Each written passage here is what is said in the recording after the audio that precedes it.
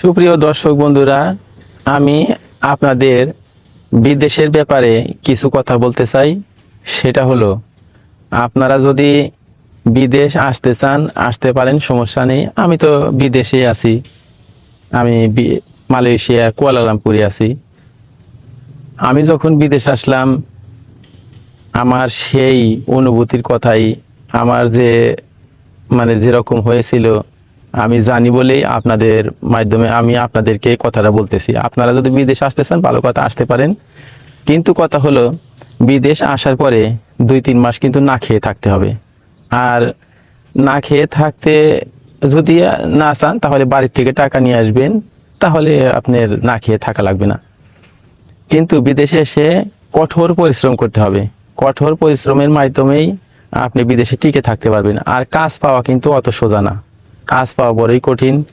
বিদেশে এখন কাজ কাম খুবই কম, কাজ কাম ধরতে গেলে নেই। আর যত টাকা দিয়ে বিদেশে আসবেন, যদি পারেন দেশে যদি একটা ব্যবসা বাণিজ্য করতে পারেন, সেটাই ভালো হবে। আর বিদেশে বর্তমানে বেতনও কম, কাজ কামও নেই। এখানে অনেক কষ্টের মাধ্যমেই যারা কাজ পেয়েছে তারা তো করতেছে অল্প বেতন, আর যারা কাজ পায় নাই তারা খুবই কষ্টের মাধ্যমে চলতেছে। আপনারা যে দেশেই যান খুব সাবধানে যাবেন।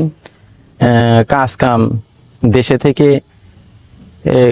দেশ থেকে আপনি দেশে যখন থাকবেন তখনই কাজ কাম বাও করে তারপরে বিদেশে পাড়ি দিবেন, যাতে সেখানে যে বসে না থাকতে হয়। কাজ কাম সেখানে যেতে যাওয়ার সাথে সাথে কাজে যোগ দিতে পারেন। এই ভুলটা কখনো করবেন না যে কাজ নেই, ফ্রি ভিসা। ফ্রি ভিসা বলতে তো কিছু নেই, ফ্রি ভিসায় যাই পরে সেখানে যে কাজ খুঁজে নেব, এটা ভুয়া কথা। ওখানে যে কাজ পাবেন না, কাজ পেলেও খুব কষ্ট হবে, কষ্টের কাজ পাবেন।